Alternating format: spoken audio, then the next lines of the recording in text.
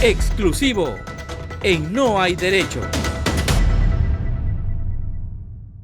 Queremos compartir a propósito de la ley contra la justicia, la ley contra los familiares y contra las víctimas de violaciones de derechos humanos, la ley contra la sociedad civil, pues hay dos datos o tres datos que son particularmente muy significativos y que tienen que ver de la manera como se aprobó en el Congreso, de la manera como se tramitó ante el Poder Ejecutivo para su promulgación y cómo, pese a no haberse discutido en comisión y no haberse discutido en el Pleno, se contrabandearon dos de las medidas más agresivas y, por supuesto, más negativamente impactantes contra las organizaciones de la sociedad civil.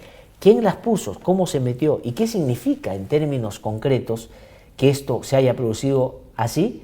Pues la nota de Carlos Viguria nos lo explica de una manera muy prolija y detallada. Vamos a verlo. Esta iniciativa fue respaldada de manera clara y contundente en el Congreso de la República. Una ley valiente, señores congresistas.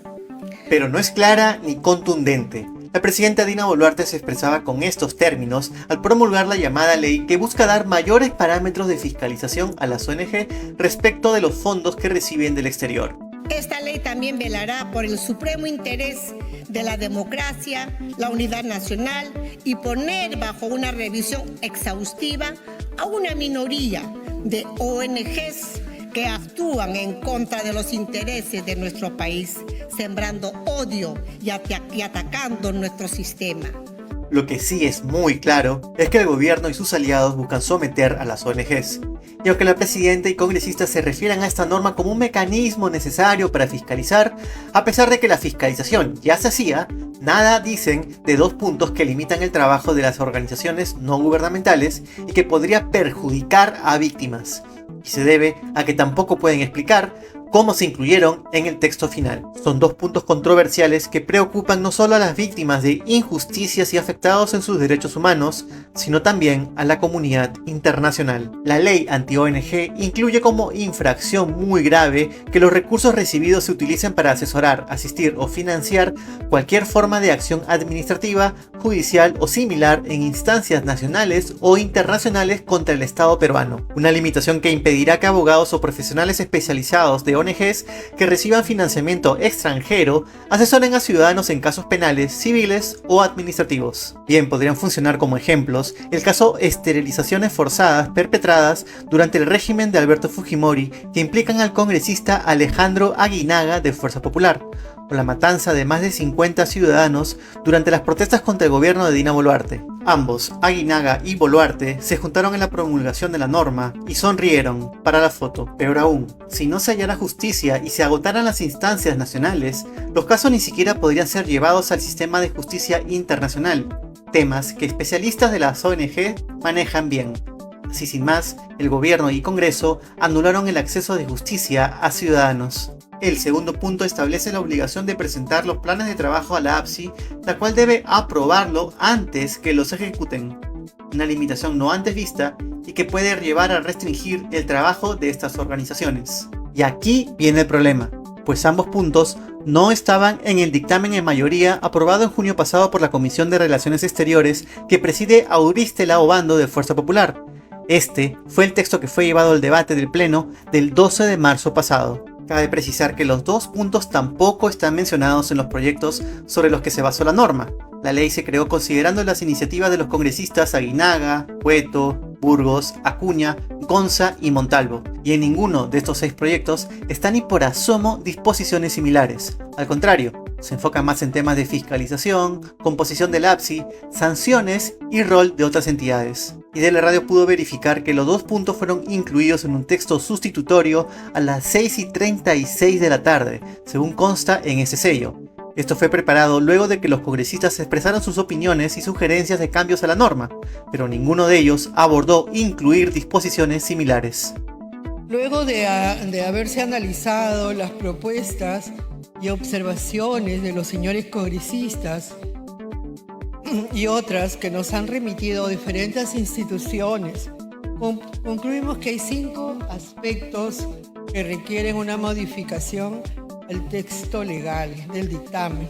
Obando expuso los cambios al dictamen, pero en ningún momento desarrolló los dos nuevos puntos sobre prohibir asesorías ni el filtro previo a proyectos. Así lo pudimos escuchar en su exposición y también en la transcripción del debate. Así fue que luego la norma fue aprobada por mayoría. Y de la radio buscó conocer de la propia presidenta de la Comisión de Relaciones Exteriores, Auristela Obando, sobre cómo entraron estos dos temas a pesar de que no fueron discutidos en proyectos y en el debate, pero no respondió a nuestro mensaje. En esta comisión, Obando no es la única con cercanía al fujimorismo. Ahí está como asesor Edwin Lévano, quien fuera personero y aportante de Fuerza Popular en 2006, 2013 y 2016. También fue procurador del Congreso cuando el fujimorismo lo presidía con Luz Salgado. En 2024 buscó nuevamente ser el procurador compitiendo contra Jorge Torres Arabia, pero el concurso fue declarado desierto. También trabaja como auxiliar Irma Paucará Paxi, hermana de Carmela Paucará, la secretaria nacional de Fuerza Popular, quien labora como técnico de César Revilla de Fuerza Popular. Carmela Paucará está implicada en el caso Cócteles por haber sido la secretaria de Keiko Fujimori. Las dos hermanas, Irma y Carmela, trabajan en el Congreso. En esa comisión también está Felisa Tabillos, quien ha trabajado con el congresista Héctor Ventura y Vivian Olivos, ambos congresistas de Fuerza Popular. Y de la radio consultó con congresistas y asesores sobre cómo se incluyó este texto, pero omitieron responder. Otros señalaron que no se dieron cuenta. Este tema ha saltado al interés de la prensa internacional, pero desde el Congreso, cuando fueron consultados, prefirieron quedarse mudos. DW intentó entrevistar a los congresistas que impulsaron la ley. No dieron entrevista, pero respondieron que no es censura y que todo Estado soberano tiene el deber y el derecho de proteger a sus ciudadanos del caos. Hay otro punto sobre el que se guarda silencio, y tiene que ver con el envío de la autógrafa a Palacio. La norma había sido aprobada el 12 de marzo, pero se detuvo en el Congreso por más de 15 días. Esto llevó a la sospecha y crítica de congresistas. Recién fue enviado el 2 de abril, y pese a que Boluarte lo podía firmar hasta el 25 de abril, como se señala en este apunte, lo firmó semanas antes. Las causas de la demora apuntan hacia la mesa directiva. Mientras tanto, entidades internacionales ya cuestionan lo que viene ocurriendo en Perú, donde el gobierno y Congreso siguen en su camino para blindarse, restringiendo y limitando el trabajo a favor de los derechos humanos de ciudadanos.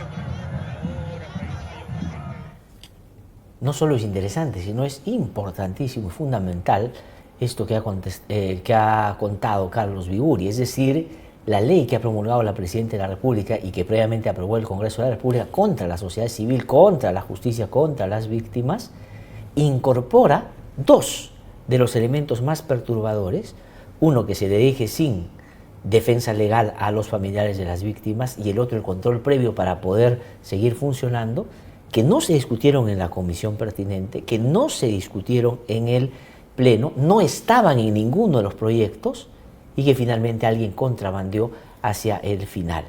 Esto es muy, muy grave y por supuesto tiene que tener consecuencias muy prácticas que daremos a conocer seguramente en los próximos programas.